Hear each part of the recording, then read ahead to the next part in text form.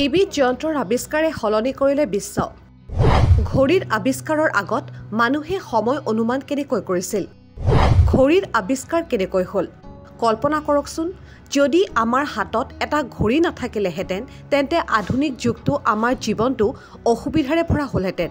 আজিৰ যুগত ঘড়ী নথকাহেঁতেন ৰেল জাহাজৰ সময় নিৰ্ধাৰণ কৰাটো সম্ভৱ নহয়। মুঠৰ ওপৰত ঘড়ীটোৰ অবিহনে আধুনিক জীৱনৰ বিকাশ অসম্ভৱ আছিল। কিন্তু কোনে কেতিয়া ক'ত কেনেকৈ এই গুৰুত্বপূৰ্ণ যন্ত্ৰটি উদ্ভাৱন কৰিলে জানেনে? যদি নাজানে তেন্তে এই ভিডিঅ'টো সম্পূৰ্ণকৈ চাওক আৰু ঘড়ীৰ আকৰ্ষণীয় ইতিহাসৰ বিষয়েও জানি লওক। আজি আমি যিটো ঘড়ী ব্যৱহাৰ কৰোঁ সেই ঘড়ীটো প্ৰথমে আৱিষ্কাৰ হোৱা নাছিল। কোনোবাই প্ৰথমে ঘণ্টাৰ কাটাডাল বনাইছিল, আন কোনোবাই মিনিটৰ কাটাডাল বনাইছিল। এনেদৰে ঘড়ীৰ বিৱৰ্তন কেইবাটাও পৰ্যায়ত হৈছিল। আজি আমি সকলোৱে সময় অনুযায়ী ইফালে যাওঁ সিফালে যাওঁ, অফিচলৈ যাবলৈ হওক, দুপৰীয়াৰ ভাত খাবলৈ হওক বা শুবলৈ হওক। কিন্তু প্ৰশ্ন উত্থাপন হয়, ঘড়ী আৱিষ্কাৰ নোহোৱাত সেই সময়ৰ মানুহে নিজৰ দৈনন্দিন কাম কাজ কেনেকৈ পালন কৰিছিল? ইতিহাসবিদসকলৰ মতে সময় কেনেকৈ জুখিছিল সেই বিষয়ে সঠিক জ্ঞান পোৱা নাযায়। কিন্তু ক'ব পাৰি, যেতিয়া মানুহে সময়ক উপলব্ধি কৰিছিল তেতিয়া সূৰ্যৰ উদয় আৰু অস্তৰ ওপৰত ভিত্তি কৰি সময়ক বুজিবলৈ চেষ্টা কৰিছিল। প্ৰাচীন কালত মানুহে সূৰ্যৰ দিশৰ পৰা আৰু ছাৰ পৰা সময়ৰ অনুমান কৰিছিল। এই পদ্ধতি মিছৰৰ সভ্যতাত প্ৰচলিত আছিল, যাক সূৰ্য ঘড়ী বুলি কোৱা হয়। অৱশ্যে ডাৱৰীয়া সময়ত ই কাম কৰা নাছিল। ইয়াৰ পিছত প্ৰায় ৩০০০ বছৰ আগতে চীন আৰু ভাৰতীয়ই পানীৰ ঘড়ী আৱিষ্কাৰ কৰিছিল।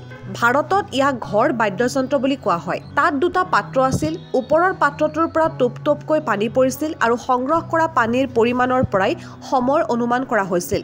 খ্ৰীষ্টপূৰ্ব ৩য় শতিকাৰ গ্ৰীচৰ আৰ্কিমিডিছে হাইড্ৰলিক ঘড়ী আৱিষ্কাৰ কৰে, য'ত পানীত উপঙি থকা এটা সূচক ব্যৱহাৰ কৰা হৈছিল। ইয়াৰ পাছত ৯ম শতিকাত ইংলেণ্ডৰ আলফ্ৰেড দ্য গ্ৰেটে চাকিৰ দ্বাৰা সময় জনা পদ্ধতি উদ্ভাৱন কৰে। চাকিবোৰত চিন লগোৱা হৈছিল, যিবোৰে জ্বলোৱাৰ সময়ত সময় অনুসৰি সময় সূচাইছিল।